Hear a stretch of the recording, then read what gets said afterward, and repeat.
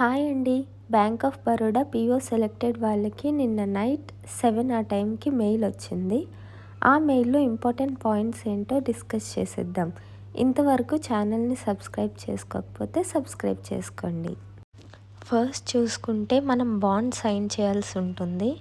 ఆ bond period వచ్చేసి మనకి 3 ఇయర్స్ ఉంటుంది. ఒకవేళ 3 ఇయర్స్ లోపు మనం రిజైన్ చేయాలి అనుకుంటే బాండ్ అమౌంట్ పే చేయాలి. అమౌంట్ వచ్చేసి 1.5 lakh విత్ జిఎస్టీ. అంటే జిఎస్టీతో కలుపుకొని నియర్లీ 1.77 lakh అలా అవుతుంది బాండ్ అమౌంట్ అయితే.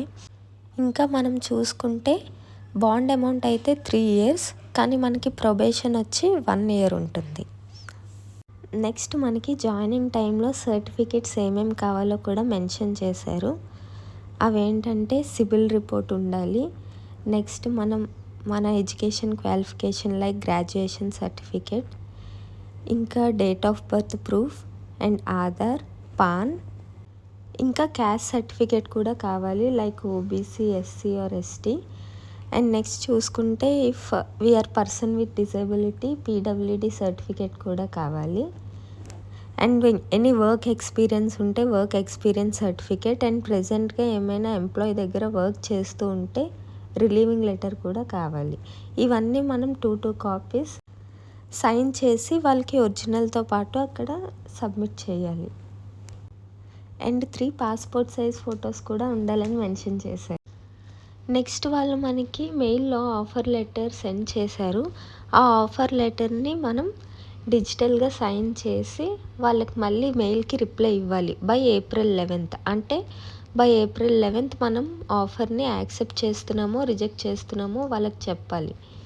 మనం యాక్సెప్ట్ చేయాలి అనుకుంటే 11th లోపు వాళ్ళకి, అంటే డిజిటల్ సిగ్నేచర్ ఎలా అంటే ఆ పీడిఎఫ్ని డౌన్లోడ్ చేసి మనం సైన్ చేసి మళ్ళీ దాన్ని స్కాన్ చేసి వాళ్ళకి మెయిల్ చేయాలి బై April 11th.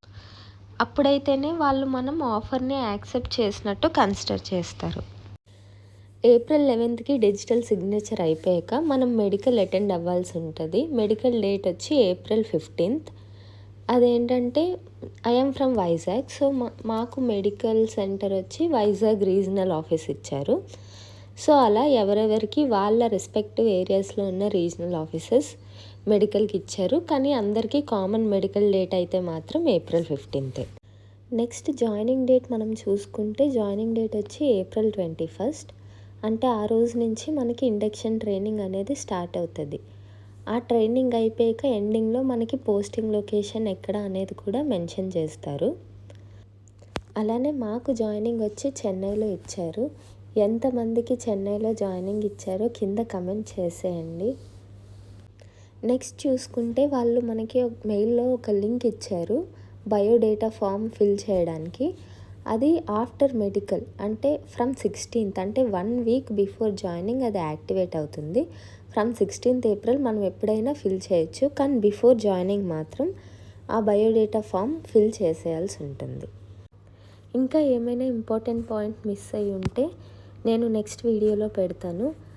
అలానే నేను లాస్ట్ ఇయర్ ఎస్బీఐ క్లర్క్గా జాయిన్ అయ్యాను. So SBI clerk joining, medical and DV process అంతా ఒక వీడియో చేసి పెడతాను. సో దట్ మీకు ఒక ఐడియా ఉంటుంది జాయినింగ్ ప్రాసెస్ అదంతా ఎలా ఉంటుందని. మ్యాక్సిమం 1 or 2 daysలో వీడియో చేసి అప్లోడ్ చేస్తాను. ఎవరైనా ఛానల్ని సబ్స్క్రైబ్ చేసుకోకపోతే సబ్స్క్రైబ్ చేసుకోండి. Thank you friends. బాయ్.